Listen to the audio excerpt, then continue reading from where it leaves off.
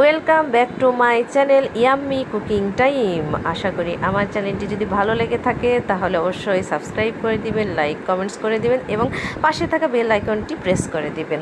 তো চলুন কীভাবে খুব সহজে লাচ্ছা সেমাই তৈরি করা যায় সেই প্রসেসটা আমরা দেখে নিই। তো প্রথমে আমি ময়দা নিয়েছি, এখানে ময়দাটা আমি ভালোভাবে মেখে নিব, যেমন করে পরোটা তৈরি করা হয় ঠিক সেই রকমভাবে ডোটা তৈরি করে নেব। তারপর আমি এগুলোকে লেচি কেটে নিয়েছি, লেচি কাটার পরে এগুলোকে আমি এখন ডোনাটের মতো তৈরি করে নেব। তারপরে ডোনাটের মতো তৈরি করা হয়ে গেছে আমার। এখানে আমি মোট 5টা সেমাই তৈরি করে নিব।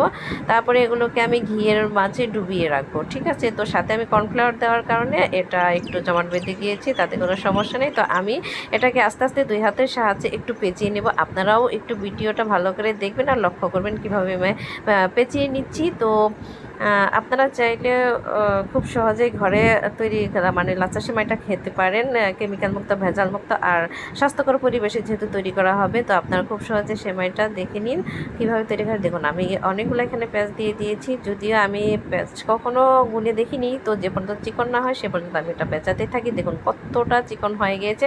যদি আমি এটা সেল করি, তারা আমার কাস্টমার যারা আছে তারা চিকন সেমাইটা একটু কম পছন্দ করে।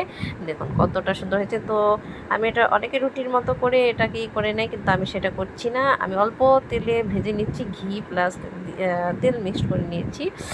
দেখুন কত সুন্দর হয়েছে। যখন এক পাশ হয়ে যাবে তখন আরেক পাশটা উল্টিয়ে দেব। তারপরে দেখুন অনেক সুন্দর হয়েছে, মাশাআল্লাহ। খেতেও কিন্তু অনেক সুস্বাদু হয়। ঘরে তৈরি খাবারের কোনো তুলনায় হয় না, একদম স্বাস্থ্যকর পরিবেশে তৈরি করা হয়। আমরা নিজে দেখুন কতটা ক্রিস্পি হয়েছে। তো আপনারাও চাইলে খুব সহজে লাচ্ছা সেমাই তৈরি করে নিতে পারেন ঘরে।